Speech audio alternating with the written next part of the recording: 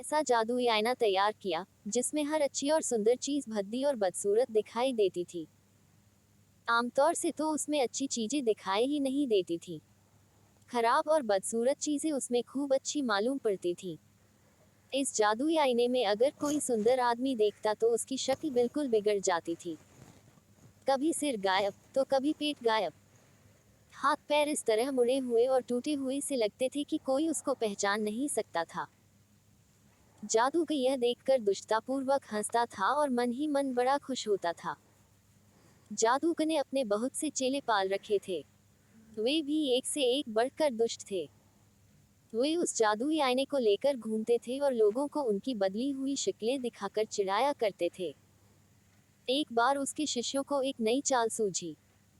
उन्होंने सोचा कि देवतागण और स्वर्ग की अप्सराएं वगैरह अपने को बहुत सुंदर मानती हैं। चलो उन्हें भी उनकी असली शक्ल इस आईने में दिखाई जाए। यह सोचकर वे जादू के बल से आईना उठाकर आसमान में उड़ने लगे। वे उड़ते चले गए, यहाँ तक कि इतनी ऊंचाई पर जा पहुंचे कि उनके हाथ से वह जादुई आईना छूट गया और जमीन पर जा गिरा। गिरते ही उसके इतने छोटे छोटे टुकड़े हो गए कि वे हवा में उड़ने लगे। संसार के लिए यह और भी बुरी बात हुई। उस शैतान आईने के जर्रे कुछ लोगों की आंखों में पड़े और वे हर अच्छी चीज को बुरी समझने लगे। उस शैतान आईने के टुकड़े कुछ लोगों के दिल में भी जा बैठे। यह और भी बुरा हुआ। लोगों के दिलों से दया, ममता, प्रेम, स्नेह सब कुछ उड़ गया और वे पत्थर दिल हो गए, बिल्कुल बर्फ जैसे ठंडे और कड़े। उस शीशे के कुछ बड़े टुकड़े इकट्ठा करके लोगों ने इनके चश्मे बना लिए और उन्हें अपनी आंखों पर लगाकर वे अपने पड़ोसियों और मिलने जुलने वालों सबको बुरा समझने लगे। जादूगर यह देखकर खूब प्रसन्न हुआ और खिलखिलाकर हंसता रहा। अब भी उस शैतान आईने के टुकड़े हवा में तैर रहे हैं। इनका क्या असर होता है, इसे हम आगे की कहानी में पढ़ेंगे। एक बड़ा शहर था जहाँ बहुत से लोग रहते थे। वह इतना घना बसा हुआ था और लोगों के पास इतने छोटे छोटे मकान थे कि वे एक बगीचा तक नहीं लगा सकते थे। ऐसी ही घनी बस्ती में दो छोटे बच्चे रहते थे, एक लड़का और एक लड़की। दोनों भाई बहन नहीं थे, लेकिन दोनों में भाई बहन जैसा ही प्यार था। उनके घर इतने पास पास थे कि वे अपने घर की खिड़की पार करके दूसरे की खिड़की में जा सकते थे। खिड़की के पास लकड़ी के बड़े बड़े डिब्बों में उनके घर के लोगों ने कुछ पौधे लगा रखे थे जिनमें गुलाब भी थे। जाड़े के दिनों में दोनों का मिलना जुलना बंद हो जाता था, क्योंकि इतनी बर्फ गिरती थी कि खिड़कियों के शीशों पर भी बर्फ की मोटी तह जम जाती थी। वे एक दूसरे को देख भी नहीं पाते थे। ऐसे मौके पर वे किसी सिक्के को अंगीठी पर खूब गर्म करते थे और फिर उसे खिड़की के शीशे पर चिपका देते थे। इससे गर्मी पाकर उतनी जगह की बर्फ गल जाती थी और एक छोटा सा छेद बन जाता था। उसी छेद से दोनों एक दूसरे को देखते थे। लड़के का नाम था किटी और लड़की का नाम था गेरडा। कभी कभी लड़के की दादी दोनों को कहानियां, खासकर बर्फ की रानी की कहानियां सुनाती थी। एक दिन शाम को बाहर बर्फ गिर रहा थी। लड़का अपने कमरे में ही था। उसने एक छेद से झांककर बाहर देखा। बाहर पौधों के डिब्बों में बर्फ गिर रही थी। अचानक बर्फ के एक गोले पर उसकी नजर जम गई। उसने देखा कि बर्फ का वह गोला बढ़ते बढ़ते रुई के एक ढेर की तरह हो गया। यही नहीं, थोड़ी देर में लगा कि वहां सफेद वस्त्र पहने एक रानी बैठी है, जिसने तारों का मुकुट पहन रखा है। लड़का उसे देखता ही रह गया। क्या यही बर्फ की रानी है? अचानक रानी ने उसको अपनी ओर आने का इशारा किया। लड़का डर गया और खिड़की से नीचे उतर आया। अचानक उसने देखा कि एक बड़ी सी सफेद चिड़िया उसकी खिड़की के पास से उड़ गई है और बर्फ की रानी गायब हो गई।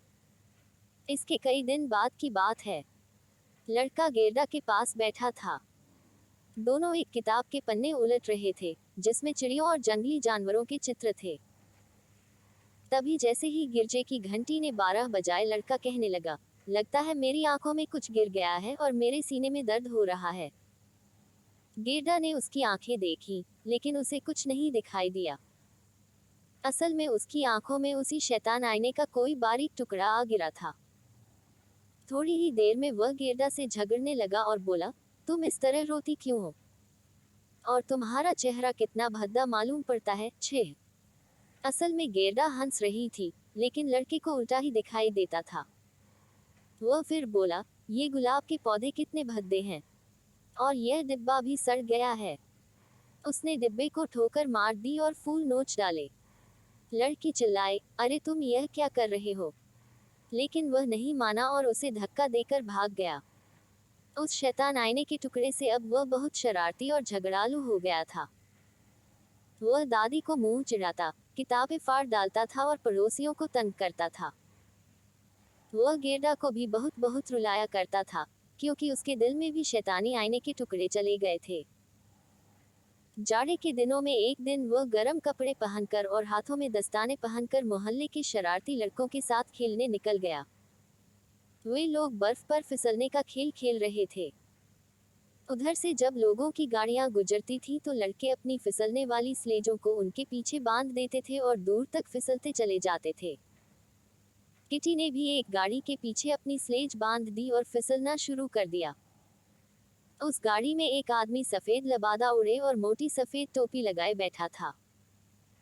वह आदमी बार बार मुड़कर किटी को अपने पीछे आने का इशारा करता था और किटी उसके पीछे पीछे फिसलता जा रहा था। गाड़ी शहर की सड़कों को पार करती हुई थोड़ी देर में शहर के बाहर आ गई। किटी कुछ घबराया।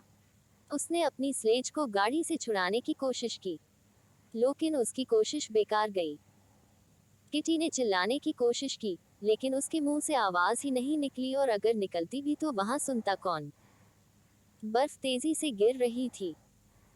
इतने में किटी ने देखा कि गाड़ीवान की टोपी और लबादा गायब हो गया और गाड़ीवान की जगह सफेद वस्त्र पहने एक सुंदर देवी आ बैठी। किटी ने फौरन पहचान लिया, यह बर्फ की रानी थी। बर्फ की रानी ने किटी को अपनी गाड़ी में बिठा लिया और उसे अपनी सफेद चद्दर से ढक कर बोली, तुम्हें बहुत जाड़ा लग रहा है ना? लेकिन उसकी चद्दर में तो और भी ठंडक थी। बर्फ की रानी ने जब प्यार से उसका माथा चूमा तो उसे लगा जैसे उसका माथा बर्फ से छू गया हो। वह आसमान में उड़ने लगी। किटी ने सुना, बादल रानी के स्वागत में कोई गीत गा रहे थे। अब वे लोग बादलों के भी ऊपर उड़े जा रहे थे। बर्फ की रानी उसे बादलों के देश में ले आई थी। उधर गेरडा उसकी याद में बड़ी दुखी थी। लड़कों से उसे मालूम हुआ कि किसी गाड़ी के साथ किटी स्लेज में घिसकता हुआ न मालूम कहाँ चला गया। लड़कों की आंखों में आंसू आ गए और गेरडा तो फूट फूट कर रोने लगी। कुछ दिनों बाद जाड़ा खत्म हो गया। बसंत ऋतु आई। जब बसंत ऋतु की सुहावनी धूप गेरडा की खिड़की में आई तो उसे अपने साथी की बड़ी याद आई। एक दिन वह अपने लाल जूते पहनकर नदी किनारे जा पहुंची और नदी से पूछने लगी, क्या तुम मेरे भाई को बहा ले गई हो? मैं तुम्हें अपने ये नए नए जूते दूंगी, तुम मेरा भाई ला दो। इसके जवाब में नदी की लहरें अजीब तरह से हिलने लगी। गेरडा ने अपने जूते पानी में फेंक दिए, लेकिन लहरें जूतों को बहाकर फिर से नदी किनारे छोड़ गईं। गेरडा को लगा कि शायद उसने जूते ज्यादा दूर नहीं फेंके, इसलिए ये वापस लौट आए हैं। उसने देखा कि पास ही सरपत की झाड़ी के पास एक नाव खड़ी थी। वह नाव पर चढ़ गई और वहां से उसने जोर लगाकर जूते पानी में फेंक दिए। लेकिन ऐसा करते समय नाव को एक झटका लगा और उसकी रस्सी खुल गई और नाव नदी में बहने लगी। गेरडा बड़ी घबराए, लेकिन नाव को रोकने का कोई चारा ही नहीं था। वह बड़ी तेजी से बही जा रही थी। गेरडा डरकर चिल्लाने लगी, लेकिन किसी ने उसकी आवाज नहीं सुनी। नाव बहती रही। गेरडा ने सोचा कि शायद यह नाव उसे किटी के पास ले जाएगी। नाव बहती बहती ऐसी जगह जा पहुंची जहां नदी किनारे एक छोटी झोपड़ी बनी थी, जिसकी एक खिड़की नीली थी और दूसरी लाल। झोपड़ी के दरवाजे पर लकड़ी के दो सिपाही खड़े थे। जैसे ही गेरडा की नाव झोपड़ी के पास पहुंची, सिपाहियों ने उसे सलाम किया। गेरडा ने सोचा शायद ये जिंदा हैं। वह मदद के लिए उन्हें पुकारने लगी, लेकिन सिपाही चुपचाप खड़े रहे। उसकी आवाज सुनकर झोपड़ी में से एक बुढ़िया निकली। वह एक लाठी के सहारे चल रही थी। उसने अपनी लाठी से नाव को किनारे की ओर खींचते हुए कहा, हाय बेचारी लड़की, तुम कितनी दूर पानी में बह आई। फिर उसने गेरडा को उठाकर किनारे उतार लिया। गेरडा किनारे पर पहुंचकर बहुत खुश हुई, लेकिन साथ ही इस विचित्र बुढ़िया को देखकर उसे डर लग रहा था। बुढ़िया के पूछने पर गेरदा ने सारा किस्सा कह सुनाया और फिर पूछा, क्या तुमने मेरे भाई किटी को देखा है? बुढ़िया बोला, नहीं, मैंने उसे नहीं देखा, लेकिन अगर वह नदी में बह रहा है तो जरूर यहाँ आ पहुंचेगा। तुम घबराओ मत, तब तक तुम यहीं रहो और आराम से यहाँ के फूल सूंघो। यहाँ आसपास बड़ा अच्छा बगीचा है जिसमें ऐसे फूल लगते हैं जैसे तुमने कभी नहीं देखे होंगे। फिर बुढ़िया उसका हाथ पकड़कर उसे अपनी झोपड़ी में ले गई। अंदर जाकर उसने दरवाजा बंद कर लिया। असल में यह बुढ़िया एक जादूगरनी थी, लेकिन यह दुष्ट नहीं थी। गेरदा के बाल संवारते संवारते वह उस पर जादू कर रही थी। वह उसे अपने पास ही रखना चाहती थी। धीरे धीरे गेरदा किटी को भूलने लगी। फिर बुढ़िया उसे अपना बगीचा दिखाने ले गई। उस बाग में तरह तरह के फूल खिले हुए थे। वह दिन भर उनके बीच खेलती रही। शाम को जब वह थक गई, तब उसके सोने के लिए एक छोटा सा और खूब मुलायम बिस्तर लगाया गया। गेरदा जैसे ही उस पर लेटी कि उसे गहरी नींद आ गई और वह मीठे सपने देखने लगी। इस तरह धीरे धीरे उसके दिन बीतने लगे। वह उस बाग के हर फूल को जानती थी, लेकिन उसे लगता था कि कोई एक फूल इसमें से गायब है।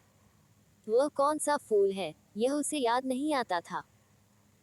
एक दिन उस बुढ़िया के हेड पर उसकी नजर गई और उसे फौरन याद आया कि इस बाग में गुलाब के फूल नहीं है, इसलिए यह इतना सूना सूना सा लगता है।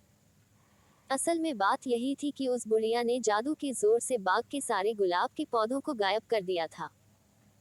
उसे डर था कि अगर गेरदा गुलाब देखेगी तो उसे किटी की याद आ जाएगी, लेकिन वह अपने हेड पर बने हुए गुलाब के चित्र को मिटाना भूल गई थी। यह क्या, इस बाग में गुलाब का एक भी फूल नहीं है, गेरदा बोली।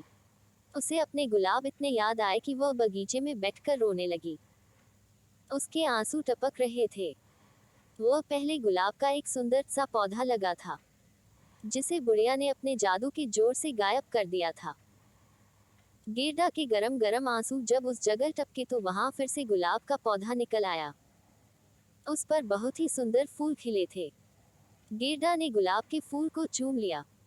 उसे पिछली सारी बातें याद हो आईं।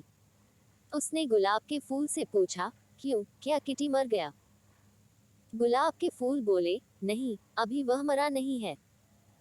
हम तो अब तक जमीन में ही थे, जहां मरे हुए लोग रहते हैं। वहां हमें किटी नहीं मिला। लेकिन जब गेरदा ने उनसे किटी का पता पूछा, तो उनमें से कोई उसका पता नहीं बता सका। गेरदा उस बाग में बेचैन होकर इधर उधर भटकने लगी। इतने में एक कौवा कांव कांव करता हुआ आया और गेरदा के सामने आ बैठा। गेरदा ने उससे किटी के बारे में पूछा तो वह बड़ी देर तक चुप रहा और गर्दन हिलाता रहा। फिर अचानक बोला, ओह हाँ, याद आया। शायद वह किटी ही था, लेकिन अब वह राजकुमारी के पास रहता है। वह जरूर तुम्हें भूल गया होगा। इस देश में एक राजकुमारी रहती है। वह बड़ी चालाक है। वह दुनिया भर के अखबार पढ़ती है और सारी खबरें उसे मालूम रहती हैं। एक दिन उसने सोचा कि अब मुझे शादी करनी चाहिए। वह अपने लिए ऐसा लड़का खोजने लगी जो बहुत बुद्धिमान हो, जिसे अच्छी तरह बात करना आता हो। ठीक है, लेकिन क्या मेरा किटी तुम्हें वहां दिखाई दिया? कौवा बोला, ठहरो, बता रहा हूँ। हाँ तो, वहां एक दिन एक लड़का आया। वह देखने में बड़ा सुंदर था, बिल्कुल तुम्हारी तरह। वह सीधा अंदर घुस गया। हालांकि वह फटे और गंदे कपड़े पहने था, लेकिन कोई उसे रोक नहीं सका। वह सीधा राजकुमारी के पास जा पहुंचा। उसने राजकुमारी से कहा, मैं तुम्हारी मन जीतने नहीं आया हूँ, बल्कि तुम्हारी बुद्धिमानी की बातें सुनने आया हूँ। हाँ हाँ, वह मेरा किटी ही होगा। वह बड़ा बहादुर है। क्या तुम मुझे राजकुमारी के महल में ले जा सकते हो? कौवा बोला, यह इतना आसान काम नहीं है। पहले मैं अपनी कौवी से इसके बारे में बात कर लूं, क्योंकि तुम्हारी जैसी छोटी बच्ची को महल में ले जाने की इजाजत पाना बड़ा मुश्किल है। अच्छा, तुम यहीं बैठो, मैं जरा अपनी कौवी से बात कराऊं। यह कहकर कौवा उड़ गया। थोड़ी देर बाद फिर कांव कांव करता हुआ वह लौट आया और बोला, मेरी कौवी ने तुमको सलाम भेजा है, और लो, यह रोटी का टुकड़ा भी दिया है। इसे खा लो, तुम्हें भूख लगी होगी। तुम रो मत। मेरी कौवी तुम्हें पिछवाड़े के दरवाजे से महल में पहुंचा देगी। आओ, चलो मेरे साथ। रोटी खाकर गेरदा कौवे के साथ चल पड़ी। वह जल्दी जल्दी चल रही थी, क्योंकि उसे डर था कि कहीं वह बुढ़िया पीछे पीछे ना आती हो। थोड़ी देर में वह कौवा उसे एक बहुत बड़े बगीचे में ले गया। वह राजकुमारी के महल का बगीचा था। रास्ते में कौवी भी साथ हो ली। वह रास्ता बताते हुए उसे महल में ले गई।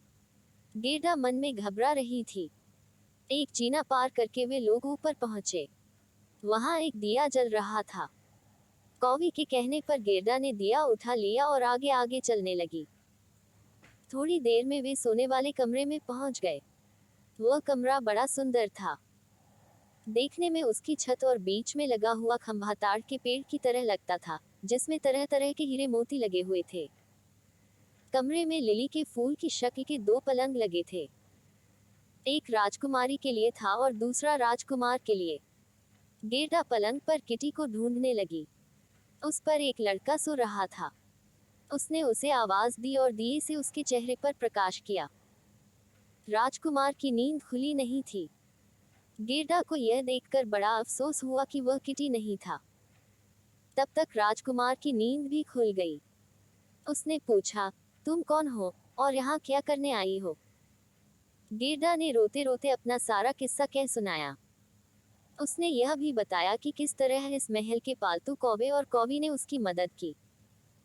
राजकुमार और राजकुमारी को उसकी कहानी सुनकर बड़ा दुख हुआ, लेकिन कौवों के इस जोड़े पर वे दोनों बहुत प्रसन्न थे। राजकुमार ने अपने पालतू कौवों की बड़ी तारीफ की, क्योंकि उन्होंने एक गरीब लड़की की मदद की थी। राजकुमारी ने उससे पूछा, अच्छा बताओ, तुम लोग महल से आजाद होना चाहते हो या अपने इस काम के बदले में तुम्हें दरबारी कौवा बना दिया जाए? महल के रसोई घर में जो कुछ बच जाएगा वह तुम्हारा होगा। कौवे और कौवी ने सिर झुकाकर उन्हें सलाम किया और दरबारी कौवा बनना स्वीकार कर लिया। राजकुमारी हुक्म से गेरदा को खाना खिलाया गया और फिर आराम से सुला दिया गया। दूसरे दिन गेरदा को खूब अच्छे अच्छे कपड़े पहनने को मिले और उससे कहा गया कि तुम महल में ही कुछ दिन मेहमान बनकर रहो। लेकिन गेरदा राजी नहीं हुई। उसने सिर्फ एक जोड़े जूते और एक छोटी घोड़ा गाड़ी मांग ली, ताकि उसमें बैठकर वह किटी को खोजने जा सके। फौरन उसके लिए एक नई गाड़ी का इंतजाम किया गया। असली सोने की बनी हुई गाड़ी थी यह। उसमें एक कोचवान और 4 नौकर भी थे। राजकुमारी ने खुद सहारा देकर गेरदा को गाड़ी में बिठाया और सम्मान सहित विदा किया। गाड़ी एक घने और अंधेरे जंगल में से होकर आगे बढ़ने लगी। अंधेरे में वह काफी चमक रही थी। उस जंगल में कुछ डाकू रहते थे। जब उनकी नजर गाड़ी पर पड़ी, तब वे अपने को नहीं रोक सके। उन्होंने आपस में तय किया कि इसे लूटना चाहिए। गाड़ी सोने की मालूम होती है। डाकुओं ने आगे बढ़कर अचानक गेरदा की गाड़ी को घेर लिया। उन्होंने कोचवान और नौकरों को मार डाला और गेरदा को गाड़ी के बाहर खींच लिया। तब तक एक बूढ़ी लुटेरन भी वहां आ पहुंची। उसका आदमी लुटेरों का सरदार था। गेरदा को देखकर वह बोली, वाह, कैसी मोटी ताजी लड़की है। इसे मुझे पकड़ा दो। यह खाने में बड़ी जायकेदार लगेगी। वह बुढ़िया बड़ी डरावनी थी। देखते देखते उसने एक चमचमाती छुरी निकाल ली। वह उसे मारने ही जा रही थी कि इतने में उसकी लड़की आ पहुंची और उससे लिपट गई। वह अपनी माँ से कहने लगी, माँ, इसे मुझे दे दो। मैं इसके साथ खेलूंगी। यह मेरे साथ रहेगी। यह कहकर उस लड़की ने बात बात में अपनी माँ के कान काट लिए। असल में वह अपनी माँ की बड़ी दुलारी बेटी थी और किसी को कुछ नहीं समझती थी। लुटेरे की लड़की गेरदा के साथ उसकी गाड़ी में आ बैठी और गाड़ी को हाँकते हुए और भी घने जंगल में ले गई। वह गेरदा के बराबर ऊंची थी, लेकिन उससे ज्यादा तगड़ी थी। उसने प्यार से गेरदा के कंधे पर हाथ रखकर कहा, डरो मत, जब तक मैं तुम्हें चाहती हूँ मेरी माँ तुम्हें नहीं मारेगी। क्या तुम राजकुमारी हो? नहीं, गेरदा बोली और फिर उसने अपना सारा किस्सा उसे भी बता दिया। वह लड़की उसकी बातें सुनती रही और गेरदा के आंसू पोंछती रही। लुटेरों के महल में जाकर गाड़ी रुक गई। महल के लगभग सभी कमरों की छतें धुएं से काली हो रही थी। एक कमरे में एक बड़ी भारी देगची में कोई चीज पक रही थी। आग पर खरगोश और हिरन भूने जा रहे थे। दोनों ने डटकर भरपेट खाना खाया, फिर दोनों एक कमरे में आराम से लेट गईं। उस कमरे में छत में लगे हुए बांसों पर बहुत से कबूतर ऊँघ रहे थे। उस लड़की ने बताया कि ये सब उसके पालतू कबूतर हैं। उसने एक बड़ा भारी हिरन भी पाल रखा था, जो हमेशा एक बड़ी जंजीर से बंधा रहता था। थोड़ी देर तक इधर उधर की बातें करने के बाद वह लड़की सो गई। लेकिन गेरदा को नींद नहीं आ रही थी।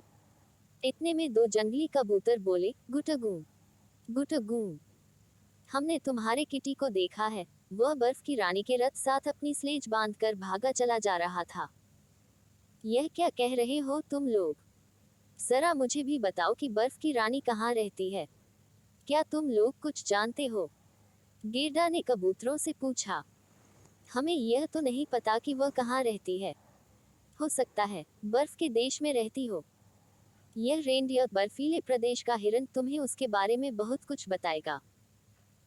इतने में रेनडियर अपने पिंजरे से बोला, वहाँ चारों तरफ हमेशा बर्फ ही बर्फ रहती है। वहाँ सब आज़ादी से रहते हैं। बर्फ की रानी गर्मी के दिनों में बर्फ के मैदान में आ जाती है, लेकिन उसका किला उत्तरी ध्रुव पर है। सुबह उठकर गेरदा ने उस लड़की को कबूतर और रेनडियर की बातें बता दी और उससे मदद मांगी। लुटेरे की लड़की राजी हो गई। दोपहर में जब सब लोग खा पीकर सो गए, तब उस लड़की ने गेरदा को रेनडियर से अपने साथ उत्तर के बर्फीले देश लैपलैंड पहुंचा आने को कहा। रेनडियर फौरन राजी हो गया। लुटेरे की लड़की ने गेरदा को रेनडियर की पीठ पर बांध दिया और अपनी माँ के बड़े बड़े दस्ताने हाथों में पहना दिए, ताकि बर्फीले देश में उसे ज्यादा ठंड न लगे। गेरदा की आंखों में आंसू आ गए, क्योंकि उसने यह कभी नहीं सोचा था कि लुटेरों के बीच भी उसे अपना कोई मित्र मिल जाएगा। उसे आंसू बहाते देखकर लुटेरे की लड़की बोली, तुम इस तरह रोती क्यों हो? तुम्हें तो और खुश होना चाहिए। लो, ये रोटी के कुछ टुकड़े हैं और कुछ भुना हुआ गोश्त है। अपने पास रख लो, रास्ते में भूख लगने पर खा लेना।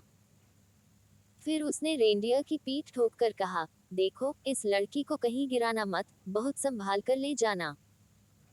रेनडियर गेरदा को अपनी पीठ पर बिठाए हुए फौरन चौकड़ी भरकर भाग खड़ा हुआ। रास्ते में एक जगह रुककर दोनों ने खाना खाया। रेनडियर फिर से दौड़ने लगा। अंत में वे दोनों उत्तरी ध्रुव के पास के बर्फीले देश लैपलैंड में जा पहुंचे। रेनडियर एक झोपड़ी के पास रुका। यह झोपड़ी बर्फ का एक अजीब सा मकान था, जिसके अंदर एक स्त्री बैठी हुई आग में मछली भून रही थी। अंदर जाकर रेनडियर ने पहले तो गेरदा का किस्सा कह सुनाया और फिर अपनी राम कहानी सुनाई। गेरदा को इतना जाड़ा लग रहा था कि वह एक कोने में दुबक कर बैठ गई। गेरदा का किस्सा सुनकर वह स्त्री बोली, बेटी, अभी तुम्हें बहुत दूर जाना है। यहाँ से 100 मील दूर फिनलैंड नामक एक देश पड़ता है। आजकल बर्फ की रानी ने वहीं पर डेरा डाल रखा।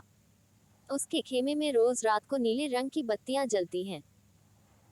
लो, एक मछली के सूखे हुए टुकड़े पर मैं तुम्हें एक चिट्ठी लिख देती हूँ, क्योंकि मेरे पास कोई कागज नहीं है। यह चिट्ठी तुम रास्ते में रहने वाली फिनलैंड की एक स्त्री को दे देना। वह तुम्हें आगे का रास्ता बता देगी। उसने गेरदा को खाना खिलाया। गेरदा ने कुछ तक आग तापी और फिर वह उसकी चिट्ठी लेकर रेनडियर की पीठ पर सवार हो गई। रेनडियर दौड़ने लगा। रेनडियर रात भर दौड़ता रहा और फिनलैंड जा पहुंचा। वह उस स्त्री की झोपड़ी जानता था, जिसके नाम गर्दा एक चिट्ठी लेकर जा रही थी। उसने वहां जाकर आवाज लगाई और फिर घुटनों के बल रेंगते हुए दोनों उसकी झोपड़ी में घुस गए। अंदर आग जल रही थी। गेरदा आग तापने बैठ गई। उस स्त्री ने सूखी मछली पर लिखी हुई चिट्ठी 2-3 बार पढ़ी और फिर मछली को खाने के लिए संभाल कर रख लिया। फिर उसने रेनडियर से कहा, इस लड़की का भाई किटी अभी तक बर्फ की रानी के साथ ही रहता है। उसे यहाँ की चीजें इतनी अच्छी लगती हैं कि वह और सब कुछ भूल गया है। अब वह यहाँ से जाना नहीं चाहता। लेकिन असली बात तो यह है कि उस जादुई आईने के कुछ टुकड़े उसकी आंखों और उसके दिल में घुसे हुए हैं, जिससे वह हर खराब चीज को अच्छी समझने लगा है और बर्फ की रानी के असर में रहता है। जब तक वे टुकड़े नहीं निकलते, तब तक वह एक अच्छे लड़के की तरह नहीं सोच सकता और बर्फ की रानी उसे बराबर अपने असर में रखेगी। यह सुनकर रेनडियर बोला, तो तुम इस नन्ही बच्ची पर दया करके ऐसे कोई चीज क्यों नहीं दे देती जिससे यह इस मुसीबत में काम ला सके और बर्फ की रानी के असर से किटी को छुड़ा सके। वह स्त्री कहने लगी, नहीं, इस लड़की के पास खुद एक बहुत बड़ी शक्ति है। इसी शक्ति के बल पर यह बर्फ की रानी के महल में पहुंच सकती है और किटी की आंखों और उसके दिल को जादुई आईने के असर से बचा सकती है। इसके पास जो शक्ति है वह है इसका पवित्र और प्रेम भरा हृदय। उसी के बल पर इसे जीत मिल सकती है। यहाँ से 2 मील पर बर्फ की रानी का बगीचा है। तुम वहीं एक झाड़ी के पास इसे छोड़कर फौरन लौट आना। यह कहकर उसने गेरडा को रेंडियर की पीठ पर बिठा दिया और रेंडियर तेजी से दौड़ने लगा। थोड़ी देर में वह बर्फ की रानी के बगीचे के पास आ पहुंचा। वहां उसने गेरडा को उतार दिया और उसे चूम लिया। उसकी आंखों में आंसू आ गए। गेरडा की आंखें भी भीग गईं। इतने अच्छे रेंडियर से अलग होते हुए उसे बड़ा दैख हो रहा था। फिर रेंडियर वहां से फौरन लौट आया। अब गेरडा उस सुनसान बर्फीली जगह में अकेली रह गई। गेरडा नंगे पैर ही बर्फ पर दौड़ने लगी। उसने देखा कि बर्फ के कुछ टुकड़े उसका पीछा कर रहे थे। धीरे धीरे उनका आकार बदल गया। असल में वे बर्फ की रानी के सिपाही थे और वे देखने में बड़े अजीब से लगते थे। गेरडा ने डरकर अपनी प्रार्थना दोहरानी शुरू की। थोड़ी ही देर में वहां बहुत से फरिश्ते आ पहुंचे। उन्होंने बर्फ के सिपाहियों को मार भगाया। यही नहीं, उन्होंने गेरडा के पैरों और हाथों को भी छू लिया, जिससे अब उसे जाड़ा बिल्कुल नहीं लग छू सकता था। अब वह शान के साथ बर्फ की रानी के महल घुस गई। उस महल की दीवारें बर्फ की बनी हुई थी। खिड़कियों के शीशे भी पतले बर्फ के बने हुए थे। उस महल में सैकड़ों कमरे थे। वे सब उत्तरी प्रकाश से जगमग थे। सबसे बड़े कमरे के बीच में एक बहुत बड़ी झील थी, जिसका पानी अक्सर जमा रहता था। बर्फ की रानी जब यहाँ रहती थी तो उसी झील के बीच बैठा करती थी। वहां नन्हा किटी मारे ठंड के नीला पड़ गया था। फिर भी उसे जाड़ा नहीं लगता था, क्योंकि बर्फ की रानी ने उसका शरीर छूकर उसे जाड़ा सहने लायक बना दिया था। बर्फ की रानी कुछ दिनों तक यहाँ रहती थी और कुछ दिन गर्म देशों की यात्रा के लिए जाती थी। वह जहाँ जाती थी वहां जाड़ा आ जाता था। लोग ठंड से ठिठुरने लगते थे और पहाड़ों की चोटियों पर बर्फ जम जाती थी। बर्फ की रानी आजकल वहां नहीं थी। गेरडा ने जब महल में घुसने की कोशिश की तो दरवाजे पर तैनात बहुत ठंडी हवाओं ने उसका रास्ता रोकने की कोशिश की, लेकिन गेरडा ने जैसे ही अपनी प्रार्थना याद करनी शुरू की कि उसका रास्ता आसान हो गया। अंदर जाने पर उसने देखा कि किटी एक जगह बैठा बर्फ के टुकड़े से खेल रहा था। गेरडा उसे फौरन पहचान गई और उसके गले में हाथ डालकर बोली, किटी, किटी, आखिर मैंने तुम्हें खोज ही लिया। लेकिन वह चुपचाप पत्थर बना बैठा रहा। यह देखकर गेरडा को रोना आ गया। उसके आंसू किटी पर टपकने लगे। उसके इन आंसुओं से किटी का सारा जादू उतर गया। उसकी आंखों से, उसके दिल से जादुई आईने के टुकड़े धुल गए। अब उसने गेरडा को पहचान लिया। दोनों एक दूसरे से मिलकर बेहद खुश हुए। उन्हें खुश देखकर बर्फ के टुकड़े भी खुशी से नाचने लगे। गेरडा के छूने से अब किटी पर जादू का जरा भी असर नहीं रहा। उसे अब ठंड भी लगने लगी। दोनों ने वहां से भाग चलने का निश्चय किया। गेरडा उसे महल के बाहर ले आई और उस झाड़ी के पास गई, जहां पिछली बार रेंडियर ने उसे छोड़ा था। उसे यह देखकर बड़ा आश्चर्य हुआ कि वह रेंडियर वहां तैयार खड़ा था। यही नहीं, वह अपने साथ एक छोटा रेंडियर और ले आया। दोनों एक एक की पीठ पर सवार हो गए। थोड़ी ही देर में रेंडियर उन्हें फिनलैंड वाली स्त्री के घर ले आए। वहां उन्होंने खाना खाया। इसके बाद वे लैपलैंड वाली स्त्री के यहाँ पहुंचे। उसने उन्हें नए कपड़े दिए और एक स्लेज गाड़ी दी। लैपलैंड की सीमा के पार जहां से बर्फीला प्रदेश खत्म हो जाता था, वहां पहुंचकर उस स्त्री ने उनसे विदा ली। दोनों रेंडियर भी उसी के साथ लौट गए। अब दोनों पैदल ही चलने लगे। कुछ दूर चलने पर अचानक एक जगह झाड़ी के पीछे से एक बहुत बढ़िया घोड़ा निकल आया। गेरडा उसे पहचान गई। यह उन्हीं घोड़ों में से एक था जो उसके सोने के रथ में जुते थे। इस घोड़े पर वही लुटेरों की लड़की बैठी थी। वह घर से उब गई थी और यात्रा पर निकली थी। वह गेरडा से मिलकर बड़ी खुश हुई। उसने बताया कि वह राजकुमार अपनी राजकुमारी को लेकर दूर देश में चला गया और वह कौवा मर गया जिसने गेरडा की मदद की थी। फिर गेरडा और किटी ने अपनी अपनी कहानी सुनाई। वो लड़की बोली, अच्छा अब मैं चलूं। अगर कभी मैं तुम्हारे घर की तरफ आऊंगी तो तुम लोगों से भी मिलूंगी। यह कहकर वह घोड़ा दौड़ाती हुई आगे बढ़ गई। गेरडा और किटी आगे चले। चलते चलते वे लोग आगे एक बड़े शहर में पहुंचे। कुछ सड़कों को पाकर आगे जाने पर फौरन उन्होंने पहचान लिया कि यह तो उनका अपना शहर है। गेरडा अपनी दादी का मकान पहचान गई। दोनों अंदर चले गए। वही कमरा, वही सब कुछ। घड़ी उसी तरह टिक टिक कर रही थी। किसी चीज में कोई फर्क नहीं आया था।